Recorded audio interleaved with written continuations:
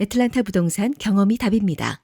36년 경력의 켈러 윌리엄스 리얼티, 앤킴 부동산 전문인, 주택 매매부터 투자 상담까지 믿고 맡기세요. 770-355-3560. 융자의 정석, 이진명이 이끄는 트리니티는 진솔하고 명확합니다. 28년을 한결같이 융자는 이진명에게 맡기세요.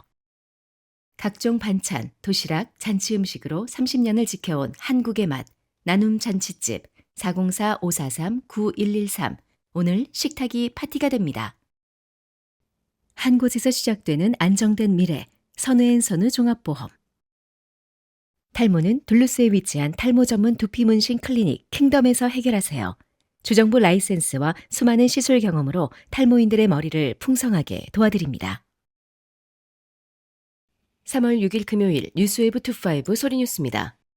아시아계 미국인들의 권익 신장과 정책 참여 확대를 위한 아시안 아메리칸 권익 증진 날 행사가 5일 오전 8시부터 오후 2시까지 애틀란타 다운타운과 조지아 주청사에서 열렸습니다. 이번 행사는 아시안 아메리칸 정의진흥협회 애틀란타 지부와 아시안 아메리칸 옹호기금이 공동 주최했으며 AAVED, 조지아 AAPI 허브, 파크샤, We Love Before the Highway 등 아시아계 커뮤니티 단체들이 파트너로 참여했습니다. 행사는 애틀란타 다운타운에 위치한 센트럴 장로교회에서 시작됐습니다. 참가자들은 아시아계 커뮤니티가 직면한 주요 정책 이슈와 조지아 주의회의 입법 절차에 대한 설명을 듣고 이날 의회 방문에서 전달할 정책 메시지를 공유했습니다.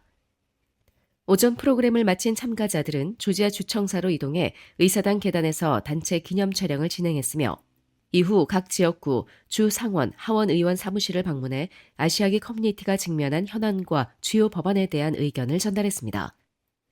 이날 행사에는 중국, 베트남, 캄보디아, 네팔 등 다양한 아시아계 커뮤니티 구성원들이 참여해 조지아주 의회에서 논의 중인 법안들을 함께 공부하고 정책 참여의 중요성을 공유하는 네트워크의 장이 마련됐습니다.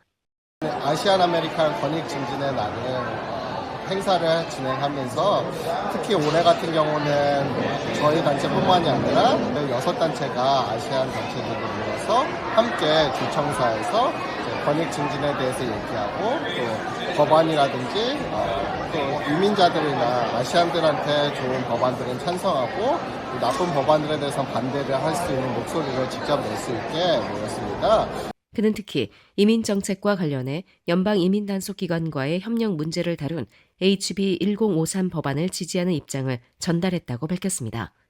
또한 이민자 권리를 제한하거나 투표 참여를 방해할 수 있는 법안들에 대해서는 반대 의견을 전달했다고도 덧붙였습니다. 미셸 강 조지아 하원 99지역구 후보는 매년 개최하는 아시안 아메리칸 권익 증진의 날에 참석해 왔는데 올해는 여러 비영리 단체들이 함께 참여해 더욱 의미 있는 행사가 됐다고 말했습니다. 주최 측은 아시아계 주민들이 정책 결정 과정에 참여하고 직접 목소리를 전달하는 것이 커뮤니티 권익 보호의 중요한 방법이라며 앞으로도 아시아계 유권자들의 참여를 확대하고 정책 참여를 독려하는 활동을 지속해 나갈 것이라고 밝혔습니다.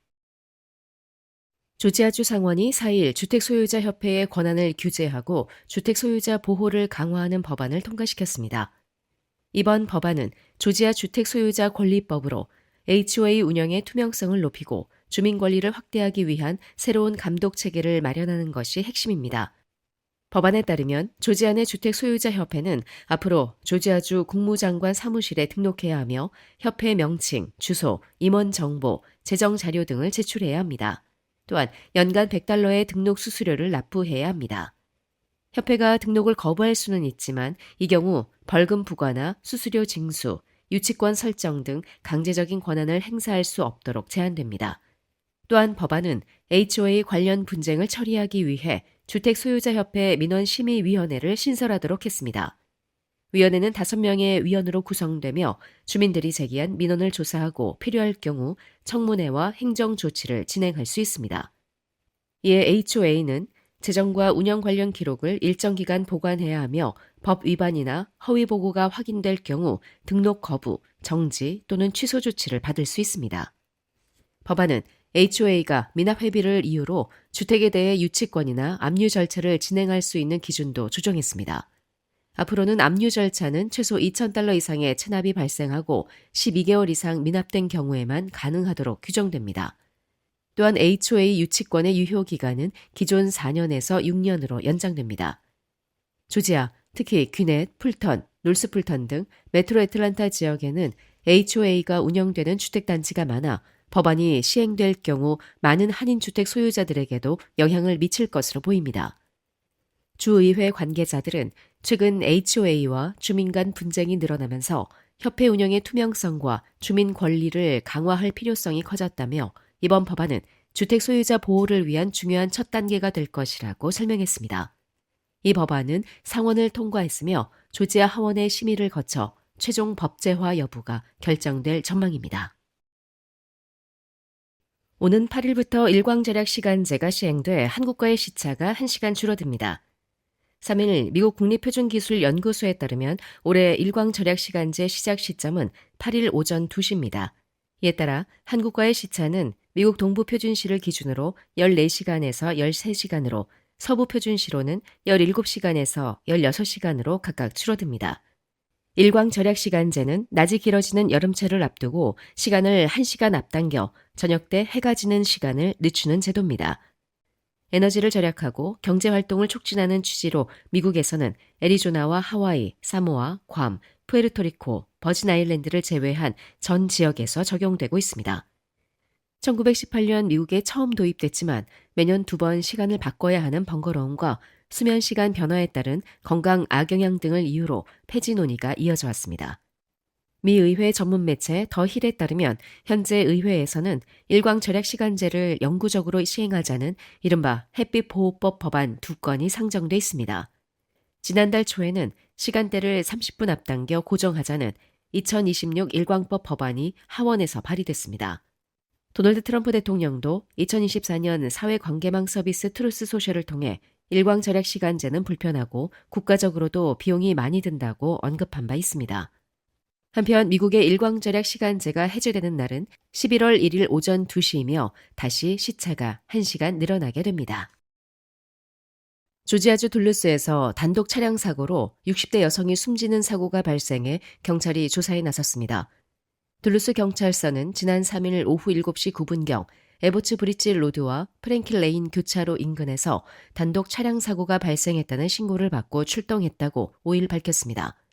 경찰의 초기 조사에 따르면 사고 차량은 에보츠 브릿지 로드를 따라 동쪽 방향으로 주행하던 중 잠시 중앙선 쪽으로 이동한 뒤 갑자기 오른쪽으로 방향을 틀며 도로를 벗어났습니다.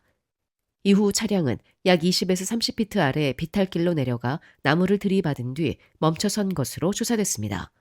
뒤따르던 차량 운전자가 사고를 목격하고 즉시 911에 신고했습니다. 사고 차량의 운전자는 보니타 데프니 잉그램 로건 씨로 확인됐습니다. 경찰에 따르면 구조 당시 운전자는 차량 안에서 의식을 잃고 호흡이 없는 상태였으며 출동한 의료진이 현장에서 사망 판정을 내렸습니다. 둘루스 경찰서 사고조사팀은 현장에서 정밀 조사를 진행했으며 운전자가 사고 이전에 의료 응급 상황을 겪었을 가능성이 있는 것으로 보고 사고 원인을 조사 중에 있습니다.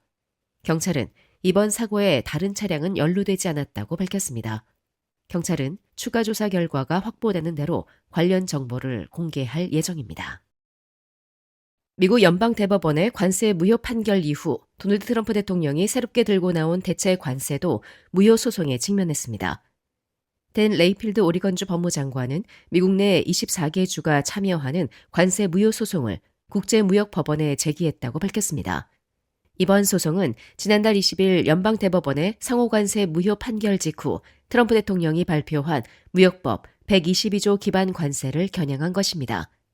이들은 해당 법률은 대규모의 심각한 국제 수지 적자가 발생할 경우를 포함해 제한된 상황에서만 관세 부과를 허용하지만 트럼프 대통령이 내세운 무역 적자는 국제 수지 적자와는 다른 개념이라며 트럼프 대통령이 다시 한번 불법적으로 행동하고 있다고 주장했습니다.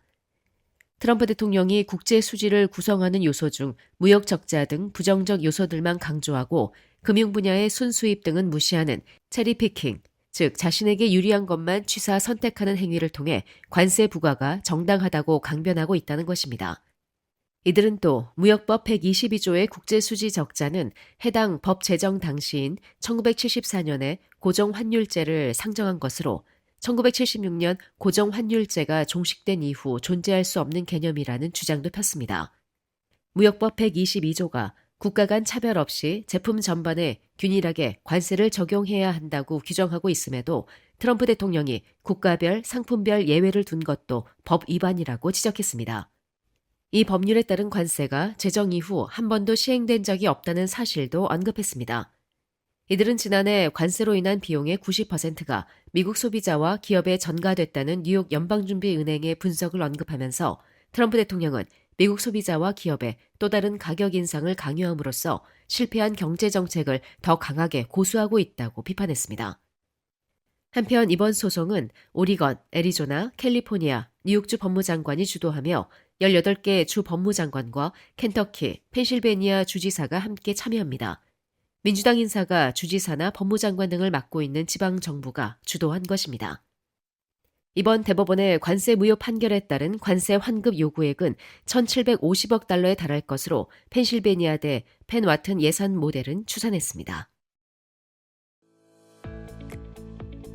지금까지 3월 6일 금요일 소리뉴스였습니다. 행복한 주말 보내십시오. 고맙습니다.